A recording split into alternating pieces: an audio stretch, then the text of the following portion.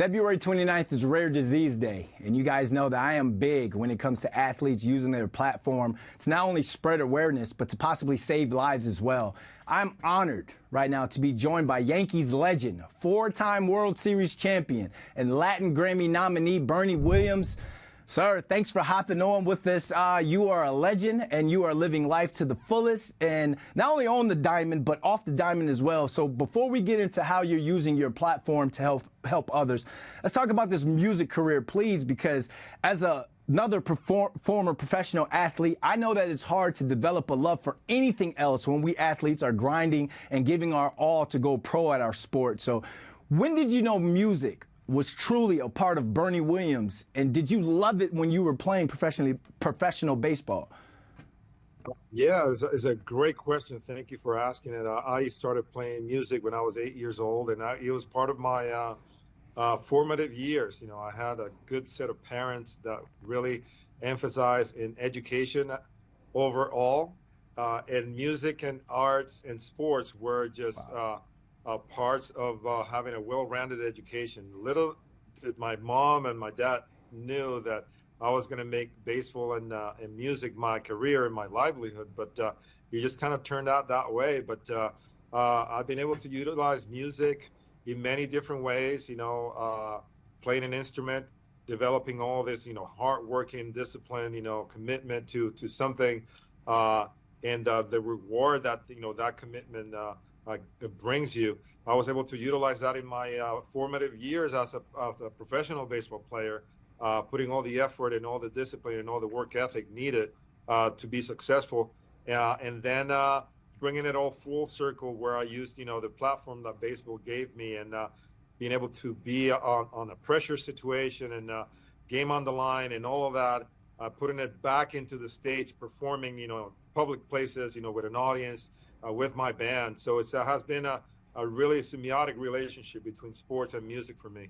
When we talk about like the new age of athletes, they're pushed to go brand themselves outside of their sport. So they would be kind of championed to go and play a sport, instrument outside of their sport. But back when we played, we were kind of looked at like, oh, you're not focused. Did you ever get any pushback when you were playing professionally because of your love for music?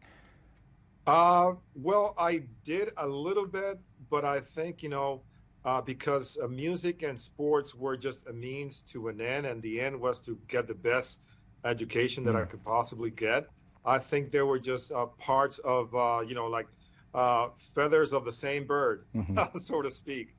So I was able to utilize music and arts, you know, in a way to enhance my life, and you are right. You know, in a lot of families, you know, you either have to be you know, a musician in the band or an athlete on the field, you know, in all these high school and all, you know, college sports.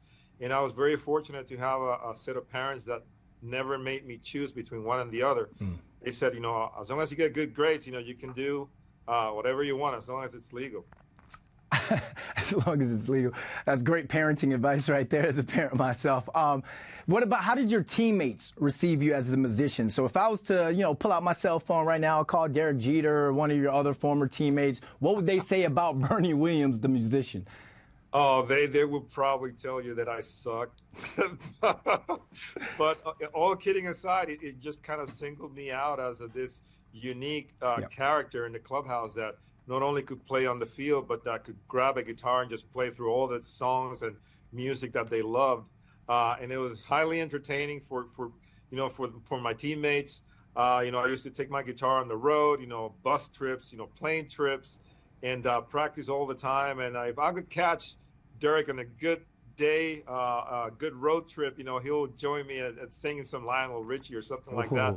But for the most part, he would just try to get me to shut up. Hey, man, I'm trying to sleep, trying to get some rest. You know, cut that out. And I was like, hey, I got to practice, man. I got a career after this. Those bus trips and those road trips, I tell people all the time, that's what takes teammates to a brotherhood. You know, those are those times where you're around each other and it goes beyond the sport. So other than Jeter telling you to quiet because he needs some sleep, are there any other memories or cool stories you can tell us from your playing career with you playing music? Yeah, plenty of stories. I mean, some of the most memorable were at the All-Star games.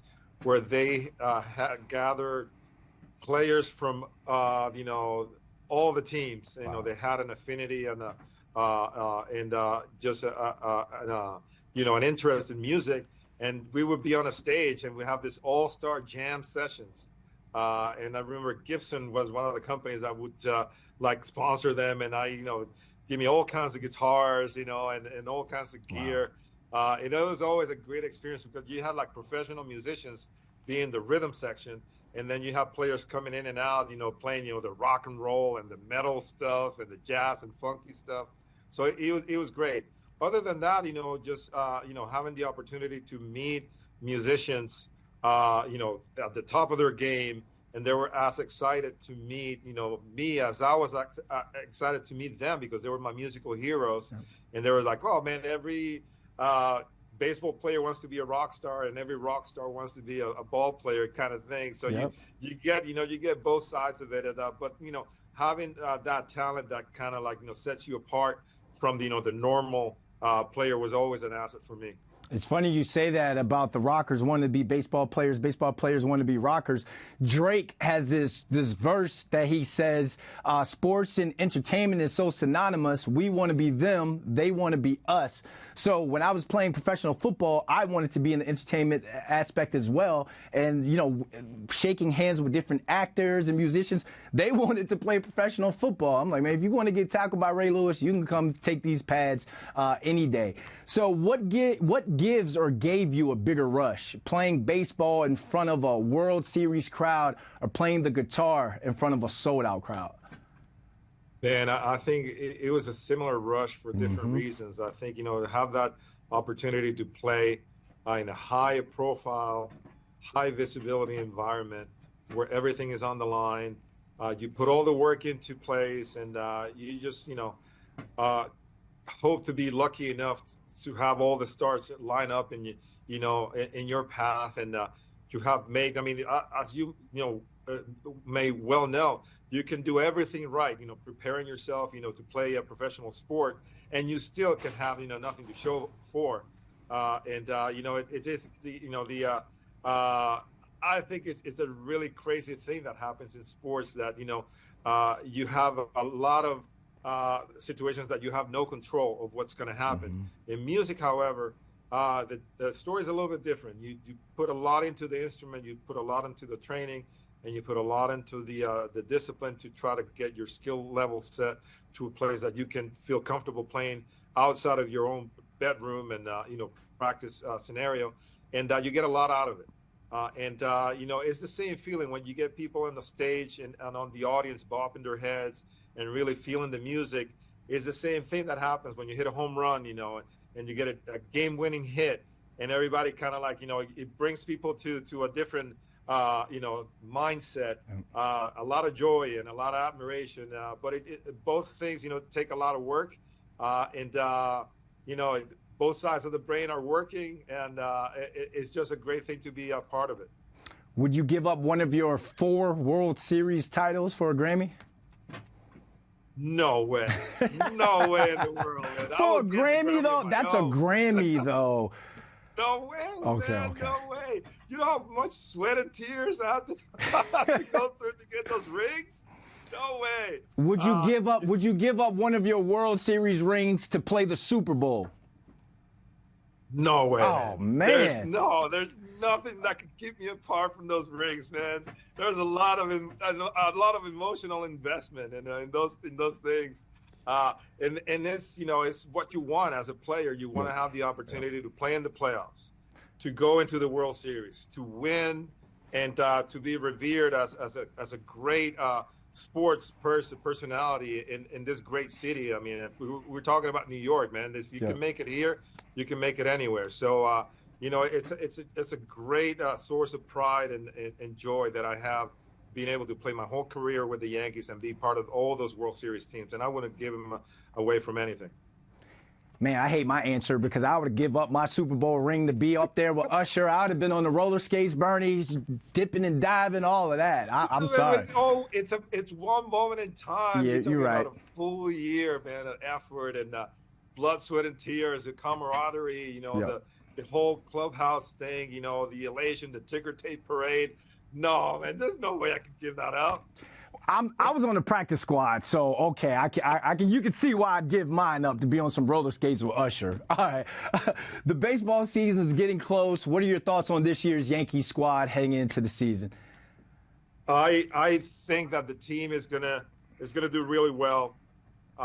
There's a lot of great excitement and anticipation with this year's squad. I think adding Juan Soto, as you see there on the screen, is going to have a great positive, thing for the team. I think that they're very, very positive. And this is a team that has gone through so many highs and lows in this particular tenure. You go from like being one series away from being in the World Series to, all the way down to, last year not even being able to reach the playoffs at all. So they have gone through highs and lows and everything in between. And I think this year, I think people really are putting in their hearts and minds, this great goal to be part of a winning championship team for this great city, and just to follow suit, with the great line of great teams that have come through the city and being world champions. So I wish them all the best, and I think they're going to have a great year this year. A lot of expectations on this year's team. Mr. Williams, in addition to baseball and music, something that you also care a lot about is raising awareness for interstitial lung disease. Why is this such an important cause to Bernie Williams? It is really important cause to me. It is a very important cause to me because my father died from interstitial lung disease in 2001, and my father was very instrumental in making me the person that I am today. He was the one that really got me into baseball, got me into music. It was all his plan of teaching me all these great life lessons of commitment, hard work, and just giving 100% all the time. And when he passed away from idiopathic pulmonary fibrosis, which is one of these most common diseases, in this interstitial lung disease family, if you could call it that, about 200 of them. It was just so devastating for us. And my journey with my dad's disease is the one thing that is making me now raise awareness, because my dad was misdiagnosed for about 5 years before they could find the right diagnosis. And in all that time, we went through hell and back, making sure that he was, the quality of his life, was such that he would be in a good place. And just going through all these doctors and care facilities, trying to figure out what was wrong with him. Now we have information. Now we have, a lot of resources to educate people that are going through this process, and being able to recognize the symptoms early enough is a great thing. Treating these diseases, it can improve the quality of your life, and there's a lot of resources that you can draw from to treat these and to go through this journey. And just taking me through me teaming up with Boehringer Ingelheim, to this purpose, creating a website called Tune Into Lung Health that has a lot of resources and a lot of educational material to inform all these patients and caregivers and all the people that are interested in learn more about these interstitial lung diseases and make sure that they're in the right track. Can you tell us more about Tune Into Lung Health and how people can get involved? Yes, tuneintolunghealth.com is a website that has a lot of resources. Like I said before, we all take breathing for granted, but for people that have interstitial lung diseases, every breath is so precious. So we need to inform people about the symptoms of these diseases that may include a dry cough, persistent cough that never goes away. You start feeling tired and fatigued, doing things that you usually take, for granted, like walking a flight of stairs or just having, doing some exercises. Those might be, symptoms of something bigger, and you want to go to your physician so he can refer you to a pulmonologist that they can make, so they can make the right diagnosis, because you definitely do not want this in your life. And the sooner that you can get it out, as not a diagnosis, the better off you're going to be. But it has been proven that early detection of these interstitial lung diseases, could transfer into a better quality of life, and utilizing more of the resources in an early stage that can make your life a little bit better. Baseball, music, philanthropy. When you sit back and you kind of take it all in, like, how do you feel about Bernie Williams' legacy? Well, I think that, that's might be for other people to talk about. I just, feel that every breath that I take is an opportunity that the Lord gives me to make an impact in my community, have a full life, doing the things that I love to do, and incorporating those things into, trying to figure out a way to make an impact, and the place that I live and the people that I love. And just trying to do good in this world and try to leave the world in a better place that I found it, when I came in. So I think, try to live by those rules. And I think the most important thing is just to be happy. And I think happiness is having a purpose and making sure that you give more than what you receive. So that's what it's all about for me. Well, we thank you for not only your on-the-field contributions, but your off-the-field as well. You're a New York baseball legend, music legend, and just the fact that you're spreading awareness and using your platform, you're definitely going to save some lives, and we thank you for that. And thank you for joining us today. Thank you so much for having me, man. God bless, and take care.